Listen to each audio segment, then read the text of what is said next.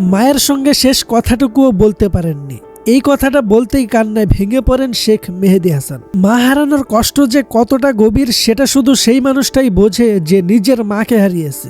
এই দুঃখ ভাষায় প্রকাশ করার মতো কোনো শব্দ নেই। পৃথিবীর কোনো ভাষাই এই শূন্যতার ব্যাখ্যা দিতে পারে না। বাংলাদেশ জাতীয় দলের এই ক্রিকেটারের জীবনে নেমে এসেছে এক শোকের ছায়া। তার প্রিয় মা মমতাময়ী মমতাজ বেগম আর আমাদের মাঝে নেই। আজ রোববার 22 ফেব্রুয়ারি সকালে খুলনায় শেষ নিঃশ্বাস ত্যাগ করেন তিনি। বিষয়টি আনুষ্ঠানিকভাবে নিশ্চিত করেছে বিসিবি। ঠিক সেই সময় শেখ মেহেদী ছিলেন বগুড়ায়। সামনে ছিল বিসিএল এর ওয়ানডে ম্যাচ। কিন্তু হঠাৎই আসে সেই দুঃসংবাদ, তার মা না ফেরার দেশে পাড়ি জমিয়েছেন। খবরটা পেয়ে এক মুহূর্ত দেরি না করে তিনি তড়িঘড়ি করে খুলনার উদ্দেশ্যে রওনা দেন। প্রিয় দর্শক, আসুন আমরা সবাই শেখ মেহেদীর জন্য দোয়া করি। মহান আল্লাহ তাআলা যেন তাকে এই কঠিন সময় ধৈর্য ধরার তৌফিক দান করেন আর তার মাকে জান্নাতের সর্বোচ্চ মাকাম দান করেন। আমিন।